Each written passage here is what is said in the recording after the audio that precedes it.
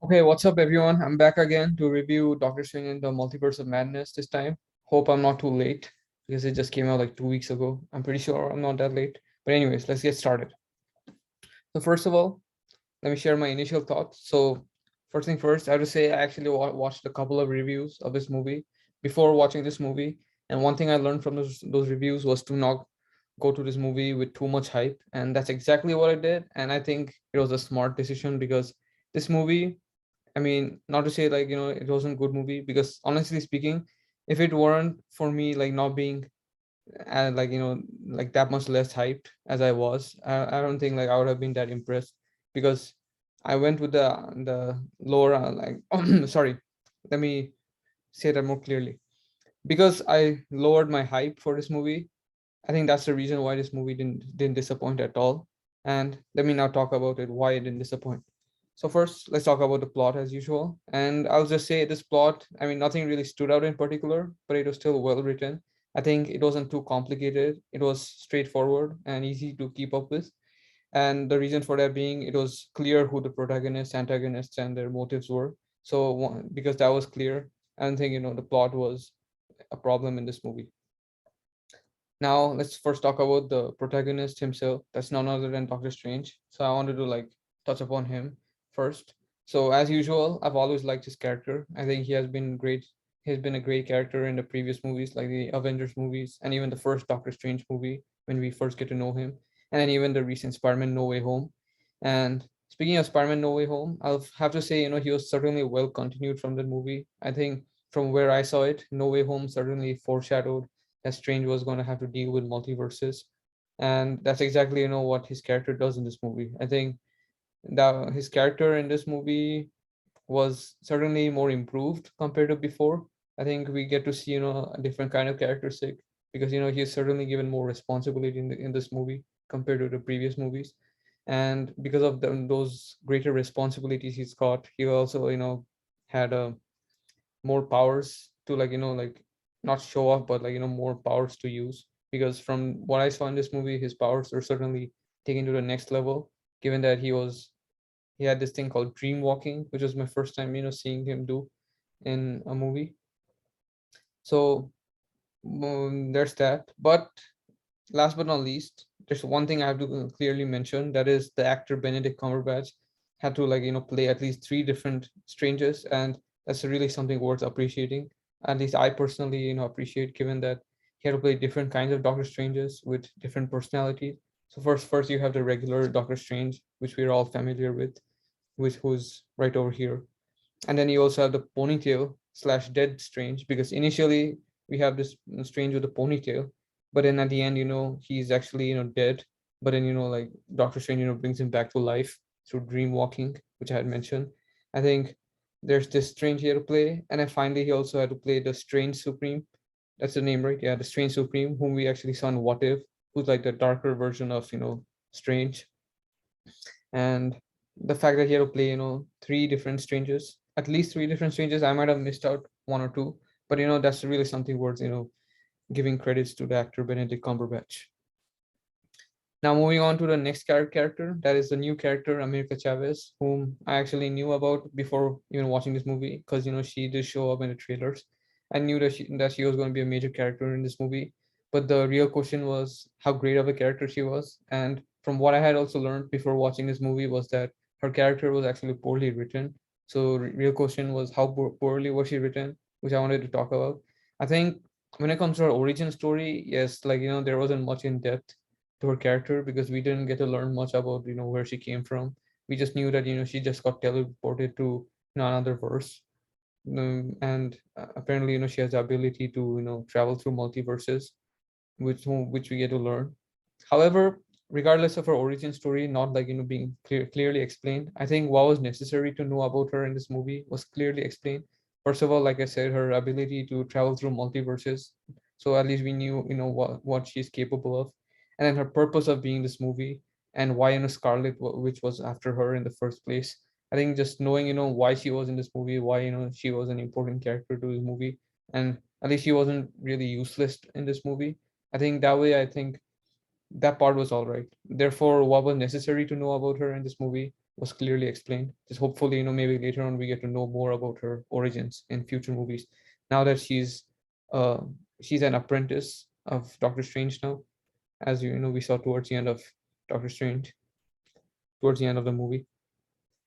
Now, speaking of Scarlet Witch, which I had mentioned that she was after her, I think let's talk about her now. Like the reason why I put like Wanda, not Wanda, because Scarlet Witch and Wanda are like totally different characters. And I think like she clearly also mentions it like how you're going to be facing Scarlet Witch, not Wanda. There's this like particular scene with between Scarlet Witch and Doctor Strange, how like Scarlet Witch tells Doctor Strange to hand America Chavez over to her, or else she's going to have to deal with Scarlet Witch, not Wanda Maximoff. So I guess there's a difference. But first thing first, I have to say I think Elizabeth Olsen's performance was just that amazing that she completely stole the show, if I were to be honest. I think her character arc for this movie was beautifully set up in WandaVision when she became Scarlet Witch at the end of the show. And I think this movie, certainly continues her character as Scarlet Witch, and it makes perfect sense why she would be the villain of this movie, given that this movie is about a sorcerer and she herself is a witch, and like she and Scarlet Witch herself has always been a villain, I think, for most of the part, given her powers are just like really that crazy and scary at the same time. It would make perfect sense why she would be a villain in this movie, and I just really liked how they set it up in WandaVision.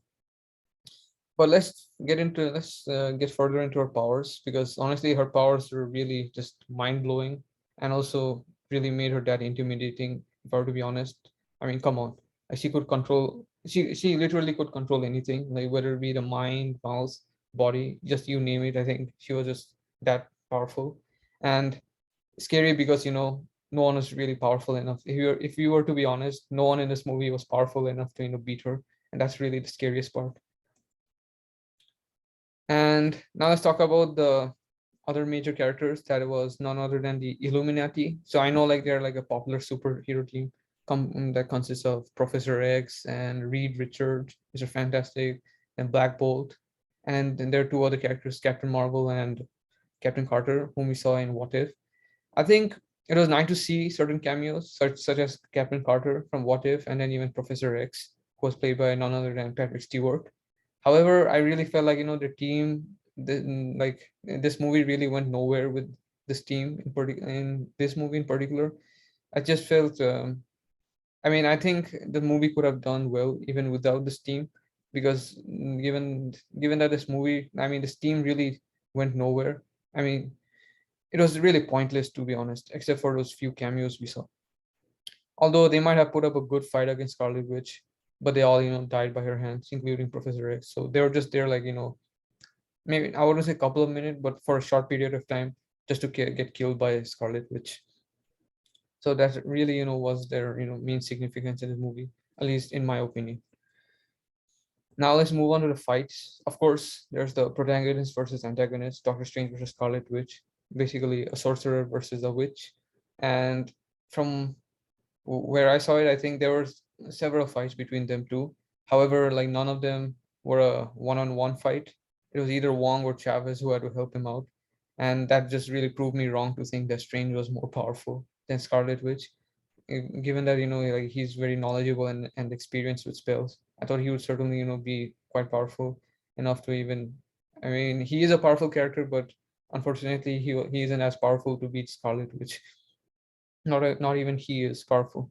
So the real question is, who knows who is more powerful than Scarlet Witch in the Marvel Cinematic Universe? I guess we'll never know. Who knows? Now the other fight scene, wasn't a major fight scene, but I think it was a very cool and creative one, which was worth talking about.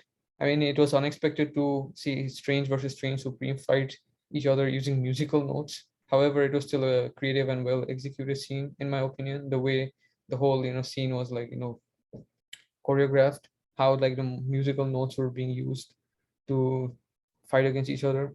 I just found it to be pretty interesting fight scene. Now let's move on to the multiverses. I think this is like the most, probably one of the strongest aspects of this movie, the multiverses, particularly the scene where like Strange and Chavez are traveling across multiverses. I think the visuals of the sequence were just amazing to watch, especially in 3D, which I actually did. I think it was just worth watching it in 3D, especially how the whole scene was being choreographed, like the different angles the scene was being rotated towards. And of course, the different verses they had to travel through. First, you're like Strange and Chavez, like travel through this puzzle verse. This scene, this kind of verse where they turn into like blocks slash puzzles, I guess. And then there's this another verse where they become animated characters. Then they go through the Jurassic verse with like dinosaurs in them. And finally, then there's also this verse where they're like underneath the surface of the water. And there are like many other verses. I think this sequence was a very crazy sequence, yet a visually stunning sequence, which I really had to like talk about. Totally worth it. And final, well, not finally, because there's also the ending.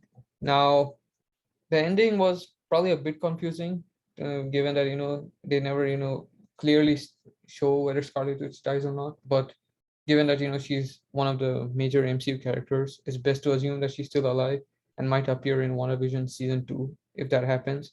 However, it was still certainly satisfying to watch how she was eventually defeated by Chavez, and of course, Doctor Strange as well, who also helped Chavez to defeat her. And that was by showing Scarlet Witch that her kids were happy to live with the other Wanda, and that way I think she kind of got emotional to see her kids being happy without her, and stopped her craving to live with her children.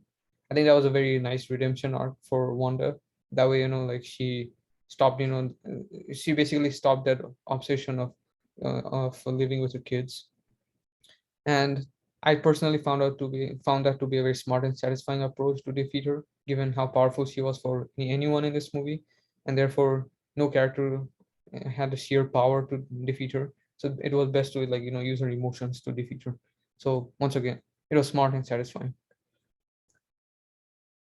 Now moving on to the post-credit scene, right? This I'm talking about technically the first post-credit scene or the mid-credit scene, which is the most significant one. I think it looks like given that Doctor Strange has a third eye now, I think it will be interesting to see how he makes use of that in future movies. And of course, I'm also just looking forward to where the MCU goes next, given that there's a whole multiverse out there now. So I'm really looking forward to Doctor Strange's journey in the MCU. And my final thoughts. I think once again, the movie was great overall. Maybe like not one of the best, but it was still a well-made movie. I think the characters were well placed for sure, except for maybe the Illuminati who were just all right, but then they just weren't like as significant as expected, even though they were still all right characters. It was great to see a couple of those characters. And the plot also was well set up in previous Marvel installments, such as WandaVision, like I mentioned. And I'm just excited for the future of Marvel now, given that, once again, there's a whole multiverse out there. Let's see what they do next. Now, here's a reference. So, once again, thank you for watching. And until next time, see you next time.